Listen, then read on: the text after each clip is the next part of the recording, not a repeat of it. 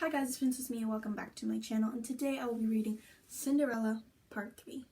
But before I get into reading today, I would like to shout out my grandparents who are in New Brunswick right now. Nanny Susan, Tony, Poppy, and Nanny Jackie. I hope you guys are staying safe during this very weird time. Now let's get into it, shall we? Then with a simple wave of her hand, she produced a magic wand. Now let me see, she said. I'd say the first thing you need is a pumpkin. A pumpkin? Asked Cinderella.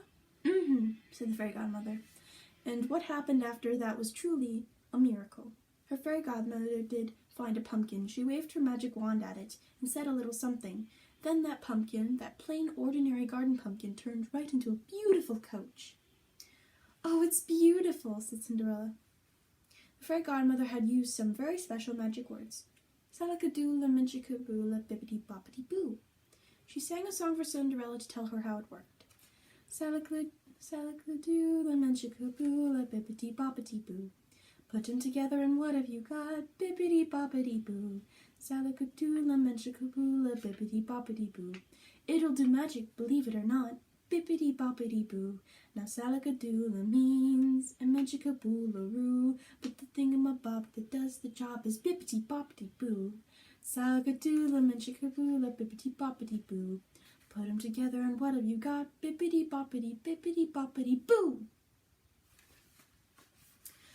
Well, said the fairy godmother when she finished her song, with an elegant coach like that, we'll simply have to have mice.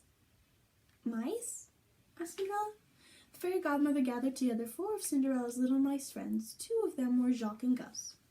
She again gave a wave of her wand. Suddenly the mice were transformed into 4 handsome white horses. After that she turned a common horse into a coachman, and finally she turned faithful Bruno into a coach footman. Well, well, my dear, she said when she was through. Hop into the coach, we can't waste time. Cinderella looked down. She was still wearing her old dress, and the one her stepsisters had torn to shreds. Good heavens, child, said the godmother. You can't go in that. Quick as a flash, she turned Cinderella's dress into a rich, flowing ball gown more beautiful than Cinderella ever could have imagined. Did you ever see such a beautiful dress? Cinderella exclaimed. She looked down at her feet, and look, glass slippers, she cried. Why, it's like a dream, a wonderful dream come true. Yes, my child, said her godmother, but I'm afraid that, like all dreams, this can't last forever. At the stroke of 12, the spell will be broken. At midnight, she explained, all of the magic, the coach, the horses, the dress, would suddenly just disappear. I understand, said Cinderella. It's more than I ever hoped for. Cinderella stepped into the coach. The horses were prancing in place, ready to take her to the ball. Have a good time, said the fairy godmother. Now off you go. As her coach pulled off, Cinderella pinched herself. Maybe she was still dreaming.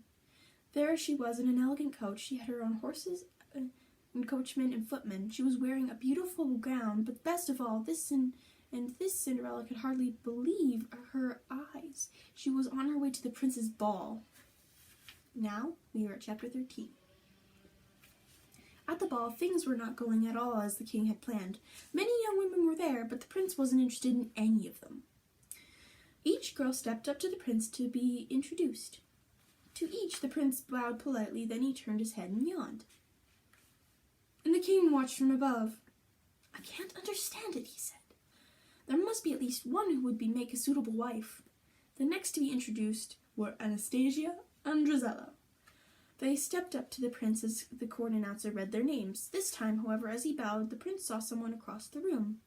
A beautiful someone, who stood at the entranceway. It was Cinderella. Immediately the prince was taken with Cinderella's beauty. He rushed past the stepsisters and down the long guard-lined hall. When he reached Cinderella, he took her hand in his and then brought it to his lips and kissed it.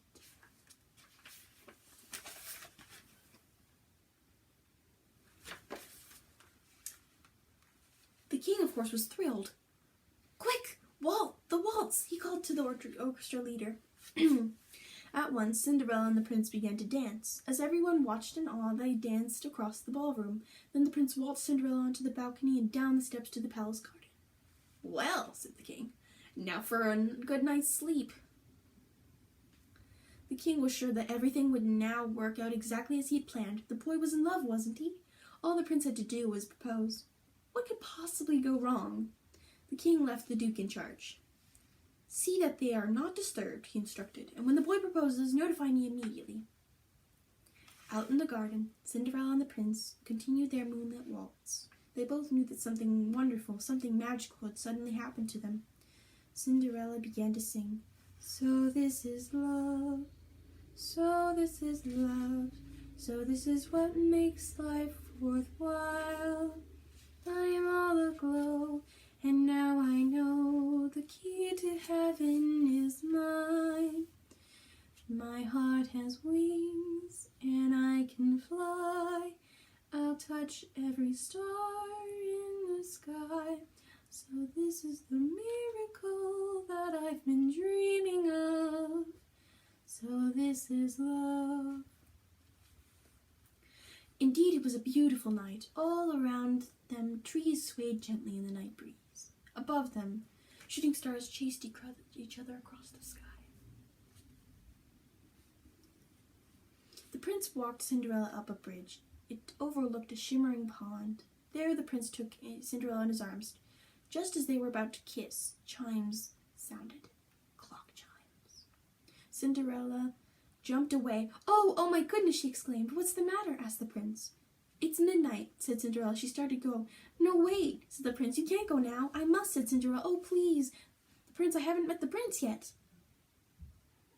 "The prince," said the prince. "But didn't you know?" Cinderella didn't hear him. She had already run off. She ran back up the stairs through the ballroom. And these are some pictures.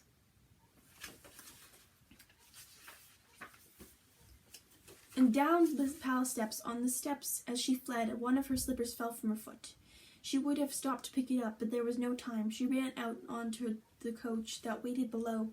The prince ran after her. "Wait," he called. "Please come back. How will I find you? Wait, please, wait." He didn't even know her name. Chapter 14. The prince was not the only one chasing Cinderella. As Cinderella ran through the ballroom, she ran past the duke, who looked up in surprise. Where was she running? "Oh, I say," called the duke. "Young lady, wait."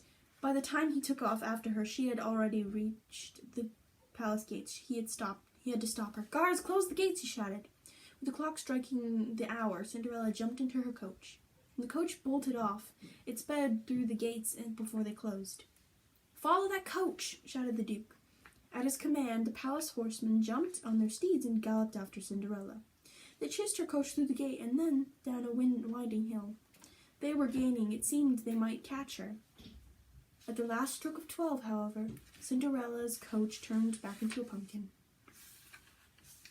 The swift running horses changed too, back into mice, and the guards raced past. They trampled the pumpkin, never even realizing. Cinderella and the animals watched from the side of the road. "I guess I forgot about everything," she said to her friends, "even the time."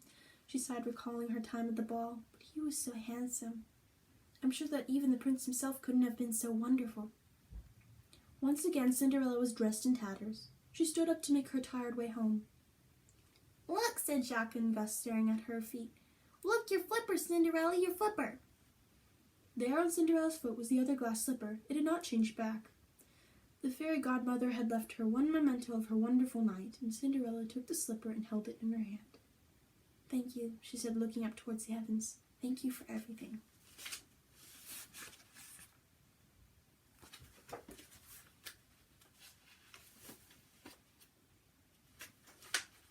Chapter 15. Back at the castle, the Duke was in quite a pickle. Cinderella had escaped right from under his very nose. What in the world would he ever tell the king? The Duke knocked timidly at the king's chamber door. "Come in," said the king. He smiled to see the Duke. This must mean good news, he thought, the news he had been waiting for. "So, the prince has proposed already?" he said. "Tell me about it. Who is she? Where does she live?" The Duke did try to tell the king what had happened, but the king was very excited. He didn't hear a word the Duke said. "We've got to discuss arrangements for the wedding," said the king. "Invitations, a national holiday, all that." "But, your majesty," said the Duke. The king pulled out a cigar and gave it to the Duke. "Got to practice passing these out," he said. He was already thinking of the many grandchildren he would have. "Sire," said the Duke. There was no way around. He would just have to blurt out the news. "Sire, the girl got away." "She what?" king's face turned red. He was not pleased at all. "You traitor!" he shouted. He drew out his sword. "Treason! Sabotage!" "I tried to stop her," the Duke sputtered, "but she vanished into thin air." "A likely story," thundered the king. "It's true, sire," said the Duke. "All we could find was this glass slipper." The king came after the Duke with the sword. "But sire," said the Duke, "he loves her. He's determined to marry her." "What?" said the king. "What did you say?"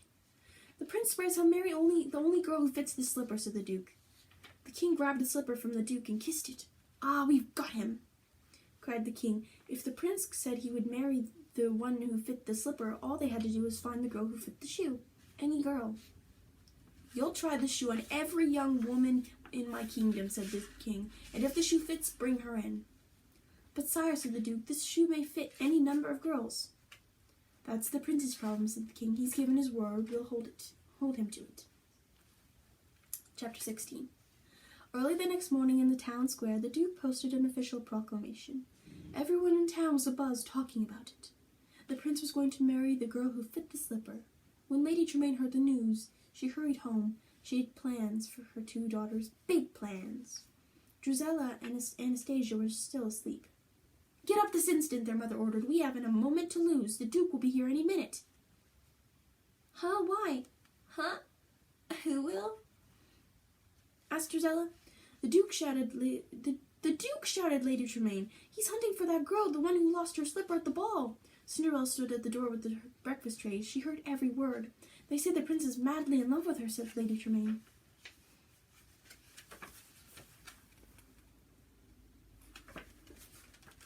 Cinderella gasped. "The prince?" she whispered. "Is that who she'd been dancing with?" She hadn't realized. "Get dressed," Lady Tremaine ordered her daughters. "If they find a girl who fits the slipper, then, by the king's command, that girl will be the prince's bride." "His bride?" whispered Cinderella. Drusilla and Anastasia jumped to obey their mother. No one knew who that girl was. That meant they had a chance at the prince. "Get my things together right away, Cinderella," said Drusilla. "Not until she irons my dress," said Anastasia. But Cinderella was in a daze. The prince's bride. She could hardly believe her ears. She dropped the clothes her stepsisters gave her and vanished dreamily out the door. Lady Tremaine watched Cinderella suspiciously. "Mother," said Drusilla, "did you see what Cinderella did?" "Are you just going to let her walk out?" asked Anastasia. "Quiet," ordered Lady Tremaine. As Cinderella wandered up the stairs, Lady Tremaine followed her. She wasn't sure what Cinderella was up to, but she didn't like the look of it. Nothing was going to interfere with her plans for her daughters. Nothing. Cinderella reached the top of the stairs and walked into her room. Lady Tremaine closed the door behind her and turned the key and locked her in. Cinderella ran to the door. "Let me out," she cried. "Please, you can't do this to me. You just can't." Up in the rafters, looking down, Jacques and Gus had seen the whole thing. "She can't lock up Cinderella. She can't do it." On the other side of the door, Lady Tremaine sneered. She dropped the key into her pocket and stared back down the stairs. "We gotta get that key, Gus," said Jacques. "We gotta get that key." Chapter 17. Downstairs, Anastasia and Drusilla scrambled around getting ready. The Duke's coach pulled up to the door, and Anastasia at the window was the first to see. "Mother, he's here. Do I look right?" Lady Tremaine hurried to the door. She opened it wide. "Announcing His Imperial Grace, the Grand Duke," said the footman. Lady Tremaine bowed deeply. "My lord," she said, "you honor our humble home." "Quite," said the Duke. He entered the house. Behind him, the footman carried in the glass slipper. It lay upon a satin pillow. "Why, that's my slipper," said Drusilla. "Well, I like that," said Anastasia. "It's my slipper." "Girls," shouted Lady Tremaine.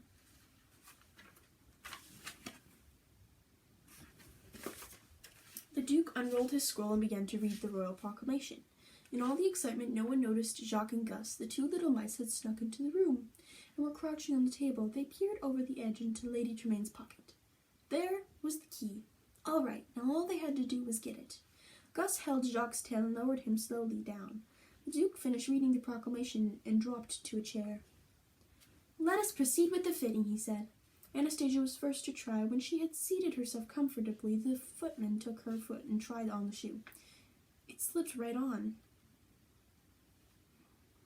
"There," said Anastasia, "it's exactly my size." Actually, of course, it wasn't her size at all. The footman hadn't slipped it onto her foot only her big toe. "Well, it may be trifle snug today," said Anastasia. "You know how it is, dancing all night." The footman tried pushing the slipper. He tried pounding it, but Anastasia's foot was too big. The slipper just would not go any farther. "Young man," said Anastasia, "I don't think you're half trying." By this time, Jacques was in Lady Tremaine's pocket. He had the key in his hand, and he lifted it out. Gus hung out over the edge of the table, reaching for it. They almost had it. Suddenly, Lady Tremaine shifted in her seat, and Jacques and Gus and the key all went flying. The two mice landed on the key and slid across the room to the hall. "Come on, Gus," said Jacques. "Flurry it up the stairs." They didn't have much time. They had to free Cinderella before the Duke left the house. "This away," said Jacques. "Up, up, up." In the parlor, Anastasia was still trying to squeeze on the slipper. She pushed her foot harder into the footman's face. "Enough of it," said the Duke. "Let's try the next young lady." Time was running out. Chapter 18. Cinderella was in her room, kneeling by her door and sobbing when she heard a noise. Why, what was that? She peeked through the keyhole to see. There was Jacques, and there was Gus. Gus had the key. "Us a tummin'!" Cinderella cried. Jacques, "Us a tummin'!" Unfortunately, Cinderella was not the only one to see the two little mice. Lucifer the cat saw them too. From the shadow he watched, and he waited. Just as Gus was about to squeeze under Cinderella's door, Lucifer pounced, and he clapped a bowl right over Gus, and also over the key. "Let him go, Lucifer," said Cinderella. Lucifer was not about to let go of any mouse. He waited a long time for this moment. He smiled and pulled the bowl closer to him. When Jacques saw what had happened, he spun around. This was no time for Lucifer to play cat and mouse. They had to get the key to Cinderella.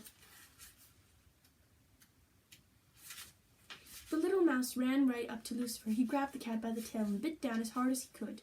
Yah! At the same time, the other mice peeked out from their mouse hole. Lucifer was spoiling everything. Cinderella needed help.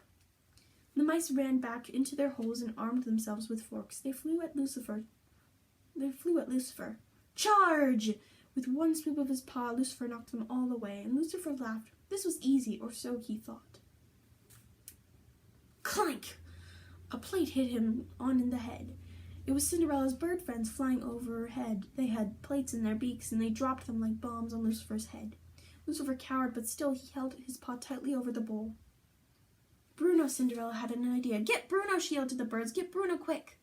Downstairs in the parlor, the footman was still trying to fit the slipper on Drusella's foot. "I'll do it myself," she said. She took the slipper out of his hands. "I'll make it fit." Drusella squeezed her toe into one end and her heel into the other. The rest of her foot arched up and high in between. "There," said Drusella. The slipper fit, but it was tight. Drusella's foot arched higher and the slipper fell right off. "Madam," sighed the Duke. He had had enough of this household. He was ready to leave.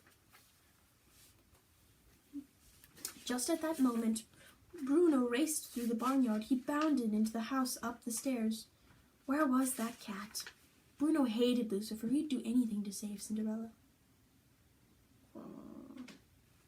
Bruno reached the top of the stairs. Lucifer backed up away from the bowl toward the wall. And Bruno dove at him. The cat jumped up on the window ledge to escape, but Bruno leapt right at him. Lucifer fell out the tower window. He dropped down, straight down to his death. "Come on," cried Jacques. He grabbed the key from under the bowl and scurried under Cinderella's door. Chapter 19. Downstairs in the front hall, the Duke was preparing to leave. "You are the only ladies of this household, I presume," he said. "There's no one else, Your Grace," said Lady Tremaine. "Good day," said the Duke. He would certainly be glad to get out of this house, but he put on his hat and started out the door. Your Grace, called a voice. Lady Tremaine and her daughters looked up, and there on the landing of the stairway stood Cinderella. "Please wait," she said. She ran to the Duke. "May I try it on?" Pay no attention to her," said Lady Tremaine. "It's only Cinderella," said Drusella. "Our scullery maid," said Anastasia. The Duke raised his monocle to his eye and looked at Cinderella. He broke into a smile. "Madam," he said. He brushed right past Lady Tremaine aside. "My orders were every young woman. Come, my child," he said to Cinderella. He led her over to a chair. Curses! This was not at all what Lady Tremaine had planned. She looked slyly from side to side. She still had one last trick up her sleeve. The footman was running right by her. He held the slipper on the pillow, bringing it to Cinderella. Lady Tremaine stuck out her cane just as he passed by. He tripped. The glass slipper flew off the satin pillow and crashed into the floor and shattered in 1,000 pieces. "Oh no," cried the Duke. "This is terrible. The king, what will he say?" Cinderella reached behind the chair. "Perhaps I can help," she said. "No, no," the Duke cried. "Nothing can help now." "But you see," said Cinderella, "I have the other slipper." It was true. There in her hand, Cinderella held a glass slipper just like the other. The Duke was so happy he kissed it. Then he slipped it on Cinderella's foot. It fit like a glove, of course it did. It was Cinderella's all along, and the Duke had found the girl, the one the prince was looking for. Cinderella would be the prince's bride.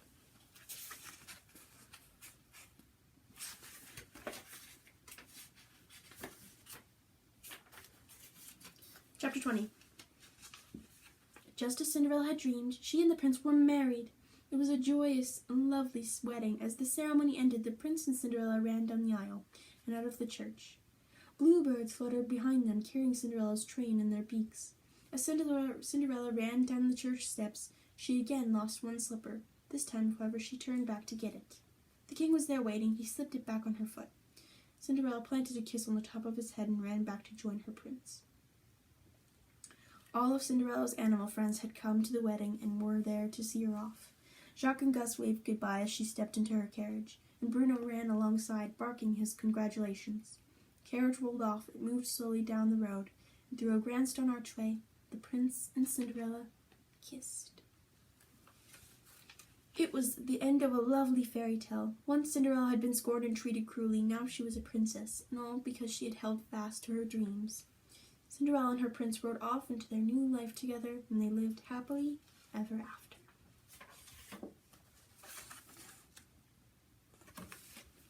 And that is the end of Cinderella, guys. I hope you enjoyed it. Please like and subscribe, and if the comments are on this video, leave a comment down below. Thank you guys for watching, and I'll see you guys tomorrow with a special surprise. Oh, I almost forgot. Tomorrow there will be some special books. I will be reading The Berenstain Bears, not all the same day, but in the next couple of days I will be reading between The Berenstain Bears, Skippy John Jones, and the Robert Munsch books. I'm sure that they're going to be great, and I hope your little ones will enjoy these ones, because I know that these books have been extremely long and maybe not as eye-catching as the Robert Munsch books or Skippy John Jones or any of those books, so I will be starting to read those tomorrow. So I hope you guys enjoyed this video, and I'll see you all tomorrow. Bye!